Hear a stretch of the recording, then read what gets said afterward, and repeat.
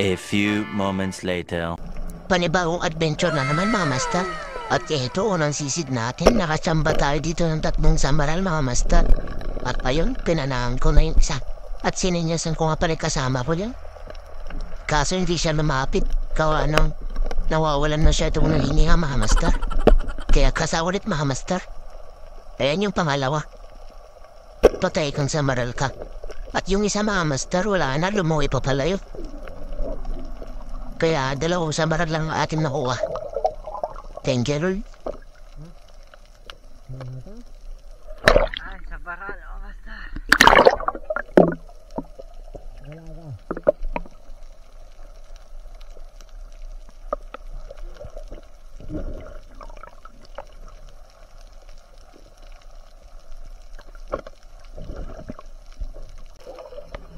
At sa pangalawang sisid natin mga master, isang namang samaral.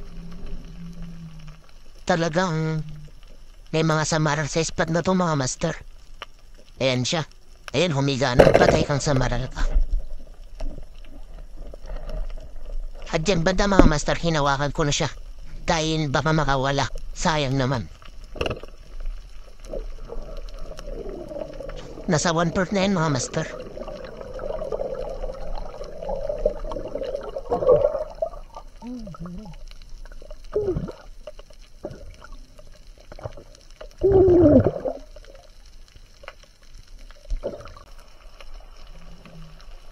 At sa pangatlong sisid natin, nakakita tayo dito ng isang sweet lips na isda mga master.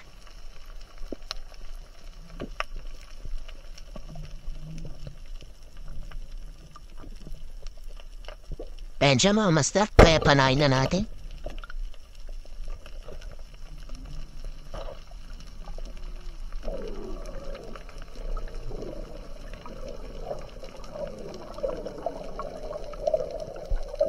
At dito naman isang mailap na samaral. Ayan siya.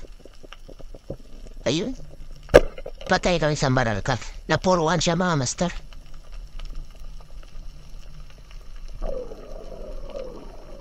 Nakailang samaral na tayo mga master. Thank you Lord. Sana maragdagan pa.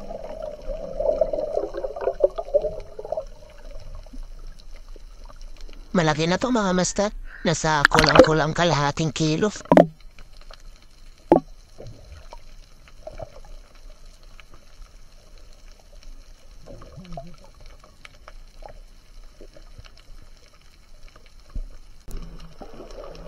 At dito isang tanggit ang nakakit sa ating ilaw. Talagang nakataakit si Workos, ayan siya. Kusa nilang lumapit kaya panayin na natin.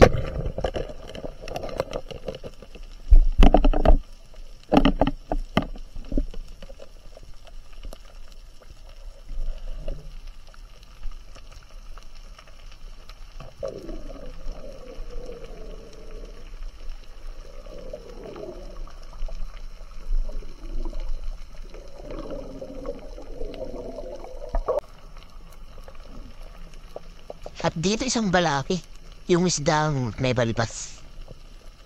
Ayan siya mga master. Kaya panayin na natin. Patay kang balaki ka. At ayun mga master, nakawala. Huliin ulit natin.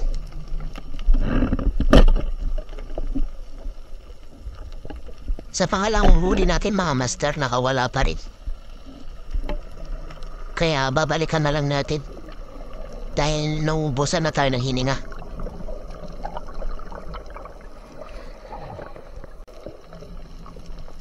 At ito na siya. Sinisid ko ulit. Yan siya mga master. Panayin na lang natin masigurado. Ngayon, gitik.